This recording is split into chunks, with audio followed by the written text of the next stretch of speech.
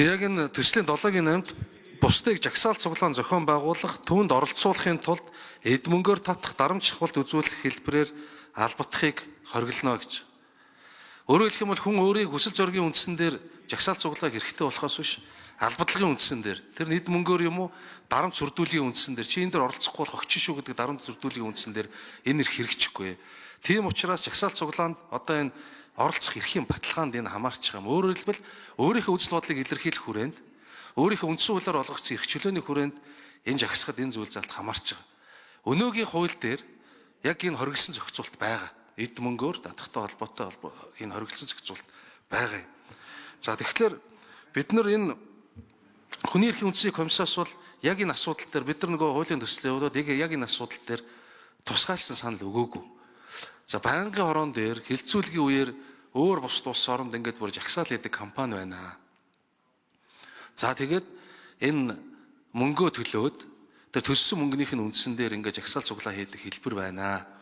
Тэгээд энэ хэлбэрийг бол одоо яах юм бэ? Тусгах юм уу гэдэг ч юм уу. Эсвэл жагсаал цуглаа хийгээд орлого олоод байгаа хүмүүсээс татвар хураамж авах юм уу гэдэг ч юм уу. Санаачлахууд гарч ирсэн л та. Тэгээд яг энэ судалгаатай холбоотой зүйлүүд дээр манай ажлын хэсгээс нэмээд хариулчаарай. Бид бол яг энд байгаа тэр эд мөнгөөр татахыг хориглоно гэдэг хуучин хуульд байгаа зохицуултаа л авцсан. Таны хэлж байгаа бол 100% зөвшөөрч байна. Ерөөсөө жагсаал цуглаантай холбоотой зүйлүүдийг одоо нэг харлуулах гэдэг юм үндсэн зорилгоос нь төөрүүлэх, холдуулах нэг үндсэн арга болчиход байгаа. Мөнгө өгсөө. Мөнгөний жагсаал болсон гэдэг. Бүр яг бодиттой жишээ гэх юм бол улсын хурлд гарчсан намын бүлгийн дарга цогт гэрлийг бас уугах шууд тохиолдсон хүнд үйдэн жагсаал зохицохын байгуулсан эд мөнгөөр татсан гэсэн ийм мэдээлэл яваад энэ дээр нь цагдаагийн байгууллага, энэ дээр нь гомдлынхын хүрээнд ингээд шалгалтын үйл ажиллагаа явуулсан. Ийм жишээ тохиолдолж байна. Тэгэхээр бид нар яг энэ эд мөнгөөр татах гэж энэ зүйлийг яг энэ хуучин хуулийнхаа концепцийг ингээд энэ дээр хадгалаад оруулсан. Одоо цаашдаа харин яг тэр яригадаад байгаа хэлбэр рүү явуулах уугүй юу гэдэг дээр хэрэг өөрчлөлт хийх гэвэл хуулийн төслийг хилцэхт явцдаа манай гишүүдийн зүгээс санал гаргаад хийж болох байхаа.